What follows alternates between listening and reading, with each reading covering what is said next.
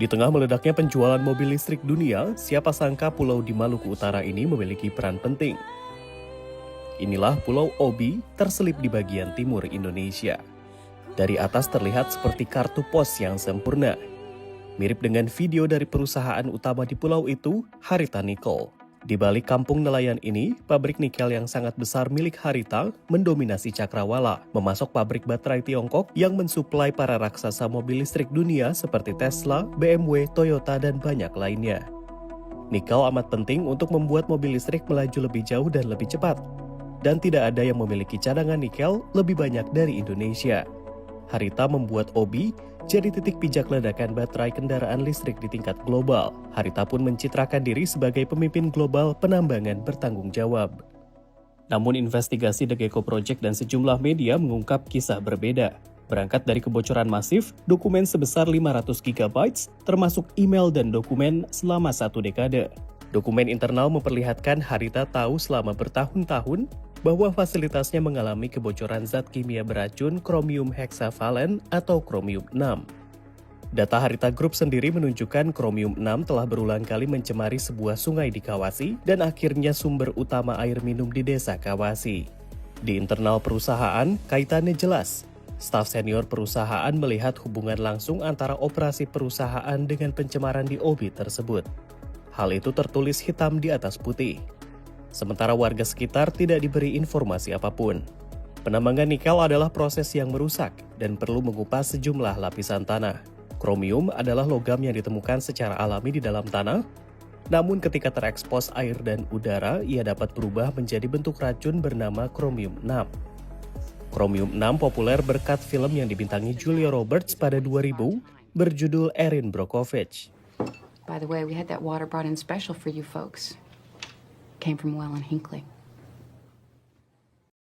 Ini adalah Tony Gultom, direktur di Harita, tepatnya Kepala Divisi Kesehatan, Keamanan, dan Lingkungan.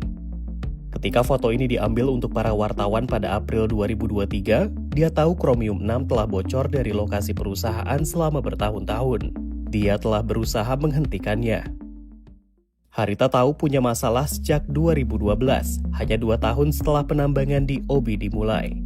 Tahun itu pengujian internal mendeteksi keberadaan kromium 6 dalam aliran air limbah yang keluar dari area.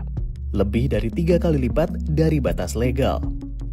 Paparan terhadap kromium 6 dapat merusak tubuh, mulai dari kerusakan hati dan ginjal, erosi gigi, iritasi kulit, dan dapat memicu kanker. Para pegawai Harita sangat menyadari bahayanya. Mereka mencoba, namun berulang kali gagal mengendalikan tingkat kromium 6. Harita menanganinya dengan penanganan kimia, kolam endapan, bahkan memanfaatkan lahan basah untuk menyaring air. Tapi saat itu, air yang terkontaminasi tetap mengalir, muncul di berbagai lokasi dan waktu. Tony khawatir kisah ini terbongkar. Sejak 2012, pengujian oleh perusahaan berulang kali mengungkap hasil yang sama. Tingginya kadar kromium 6 dalam limbah tambang. Dan pada 2018, taruhannya jadi jauh lebih besar. Harita membiayai sebuah studi terhadap mata air desa, sumber utama air minum Kawasi. Hasilnya mengungkap peringatan tegas. Namun terlepas dari temuan studi tersebut, Harita terus berekspansi besar-besaran. Pada 2018, Harita memulai proyek patungan senilai miliaran dolar dengan raksasa logam asal Tiongkok, Legend Resources and Technology. Misinya, membangun fasilitas HPAL pertama di Indonesia, pabrik untuk mengolah nikel menjadi bahan baku kualitas baterai. Bagi Harita, itu adalah tonggak penting, juga untuk Indonesia, yang akan mengukuhkan posisinya sebagai pemain kunci rantai pasok kendaraan listrik dunia. Tapi, teknologi HPAL datang dengan konsekuensi, limbah, berjuta-juta ton limbah. Dan pabrik HPAL baru ini berdiri hanya 200 meter dari mata air utama warga Kawasi. Pada 2022, pengujian perusahaan mulai menunjukkan bahwa air minum Kawasi berulang kali terkontaminasi. Pada tahun 2022 dan awal 2023, pengujian perusahaan menunjukkan bahwa mata air tersebut berulang kali mengandung kromium 6 di atas batas legal dan aman. Mata air itu mengalir langsung ke Kawasi. Pipa-pipa menyalurkan airnya ke rumah-rumah untuk diminum, memasak, dan mencuci. Harita menduga air tanah telah mencemari mata air tersebut. Tapi bukan hanya mata air yang tercemar. Pengujian mengungkap air dengan level tinggi kromium 6 juga mengalir dari area HPAL ke sungai terdekat. Saat sungai meluap, airnya menerobos bantaran dan membanjiri rumah-rumah. Pengawasan dari luar pun meningkat. Di depan publik, sebuah perusahaan Harita bersikukuh tidak ada masalah. Pada Februari 2022, perusahaan mengatakan kepada The Guardian bahwa pengujiannya menunjukkan tidak ada kromium 6 yang dibuang dari sistem mereka. Pada bulan yang sama, kadar kromium 6 berulang kali melonjak, bahkan menyentuh lebih dari 2 kali lipat batas aman di mata air Kawasi.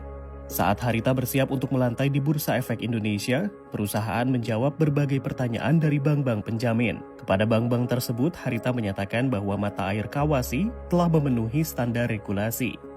Padahal di internal perusahaan, data pengujian menunjukkan kadar kromium 6 masih jauh di atas batas yang diperbolehkan. Para warga Kawasi yang diwawancarai di Geico Project pada 2025 mengatakan bahwa mereka tidak pernah diberitahu soal kontaminasi kromium 6.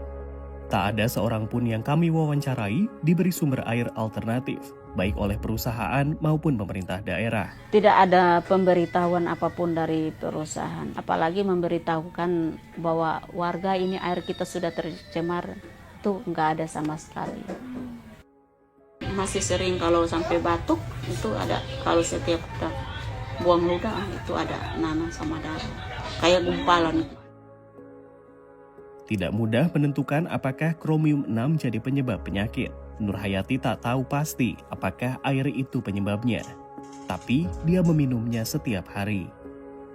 Pakar-pakar hukum di Indonesia yang diwawancara sebagai bagian dari investigasi ini mengatakan Harita dan pimpinannya harus diselidiki.